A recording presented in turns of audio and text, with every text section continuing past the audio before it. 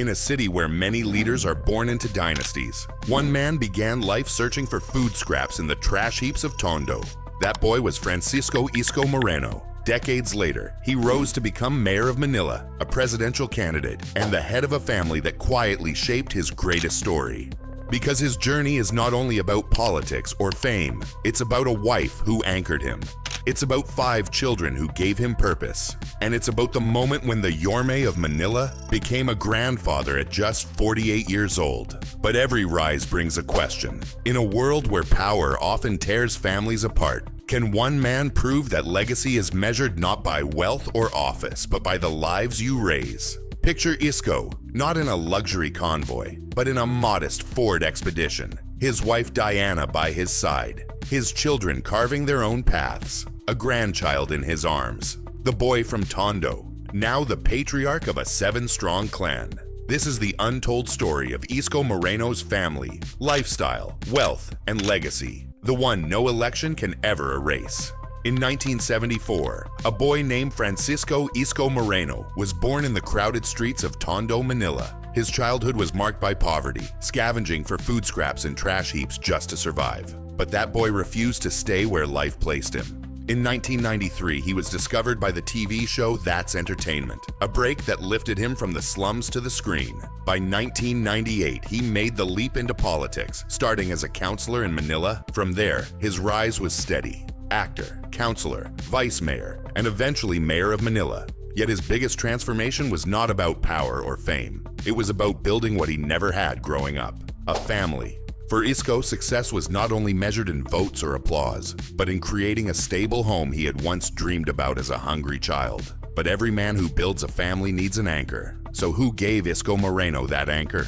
In the year 2000, Francisco Isko Moreno married Diana Lynn D10. She became his constant partner, standing by him through every stage of his journey, from leaving the world of acting to building a career in politics. While many leaders in Manila were tied to famous dynasties, Isko's story was different. With Diana, he built a bond that was private and grounded, away from the noise of political clans and celebrity headlines. Her quiet strength became the balance to his very public life. In the chaos of Manila politics, where rivals shouted and critics attacked, Diana's presence gave Isco something rare, a steady home. For supporters, she became the unseen force that kept him focused. For Isco, she was proof that true power could exist in loyalty and family, not just in position or fame. But every partnership tells a larger story. So how did their family grow from 2 to 7? Hello, ma'am.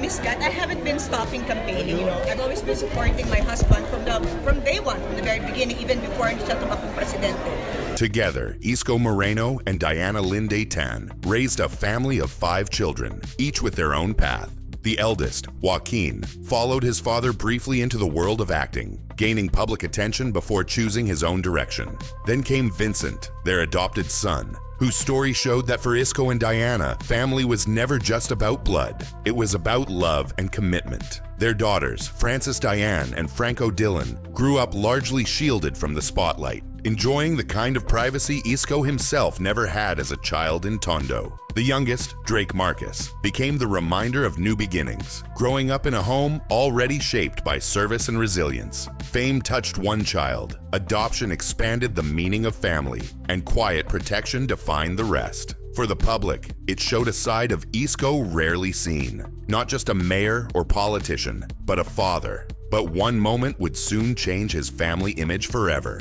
In 2022, life gave Isko Moreno a new title. Not mayor, not Yorme, but Lolo. His son Joaquin made him a grandfather at just 48 years old, a milestone that surprised many who still saw him as one of the youngest faces in Philippine politics.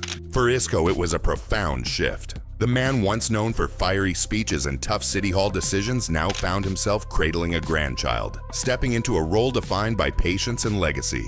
It was a reminder that beyond politics, life keeps moving. Families grow, children start their own journeys, and milestones arrive whether you're ready or not. But this joy also carried tension. As he balanced public office and family milestones, critics wondered if the man known for ambition could truly slow down enough to savor his private life. Still, for Isco, becoming a grandfather wasn't a distraction. It was a new source of strength. But how does a man of millions still manage to live simply? Despite a net worth estimated between 70 to 90 million pesos, Isko Moreno lives with a striking sense of simplicity. While many politicians parade luxury convoys, Isco chooses practical cars, a Toyota Land Cruiser and a Ford Expedition, vehicles fit for travel, not for show. His personal habits reflect the same discipline. In 2021, he proudly announced he had quit smoking, cutting ties with a habit from his youth. He rarely drinks, choosing instead to ground himself in his Catholic faith, a core that has guided him since his earliest struggles in Tondo. These choices built a picture of a man who, despite wealth and status, stayed accessible and relatable. The boy who once scavenged scraps had money in the bank, but he still carried himself like a man who knew the value of every peso. For his supporters, that humility made him stand out in a world of excess. So how did this simplicity shape his career climb? In 1998, at just 23 years old, Isko Moreno won his first seat as a Manila councilor. It was the first step in a career of public service that would take him far beyond what anyone from Tondo could have imagined. He served 3 terms from 1998 to 2007, learning the rhythm of legislation and the demands of city politics. By 2007, he had risen to vice mayor, a role he held for nearly a decade, from 2007 to 2016. For a boy who once scavenged garbage heaps, sitting in the chambers that shaped Manila's laws was nothing short of remarkable. But politics is never a straight climb. In 2016, his run for the Senate ended in defeat. Yet instead of breaking him, that failure became fuel, teaching him resilience and sharpening his hunger for a bigger role. The higher he climbed, the heavier the spotlight became. So what happened when he finally held the keys to Manila? In 2019, Isko Moreno reached the peak of city politics. He was elected mayor of Manila. The boy from Tondo, who once scavenged on its streets, now had the power to rebuild them. And rebuild he did. He cleared illegal vendors and clogged streets, making room for order in places long buried in chaos. He revived heritage sites, restoring Manila's pride in its history. He launched digital governance, pushing transparency in a city often accused of corruption. The awards soon followed. Outstanding Mayor, Gawad Ulat, even the Gusi Peace Prize. But the strongest award was not on paper. It was the sight of a man who once slept near trash heaps now cleaning those very streets. Not as a worker, but as the Yorme. Yorme stopped being just a nickname. It became a movement, a symbol of hope that Manila could rise with him. But ambition never stops at City Hall. Where did it take him next? In 2022, Isko Moreno took the boldest step of his career. He ran for president of the Philippines. It was a gamble that stunned both allies and critics. The boy from Tondo was no longer just a mayor. He was aiming for the highest seat in the land. When the votes were counted, he finished 4th. To some, it proved he had overreached, moving too fast, too soon. To others, his candidacy was a symbol of change, showing that someone outside the elite could still fight for the nation's top office.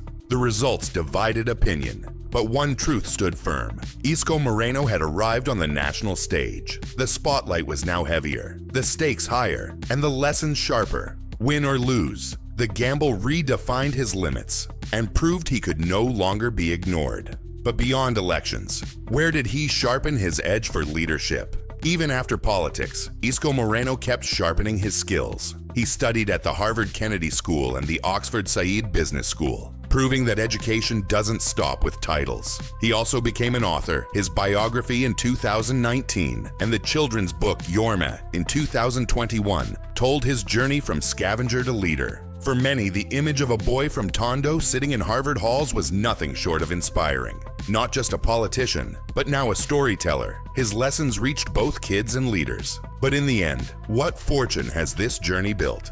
Today, Isko Moreno's net worth is estimated between 70 to 90 million pesos. His fortune comes from showbiz earnings, years of public service, and careful investments. Critics have often questioned his past, but Isco countered with transparency, showing his assets openly to the public. Despite being a man of millions, he still chooses practical cars over convoys, living with modest discipline.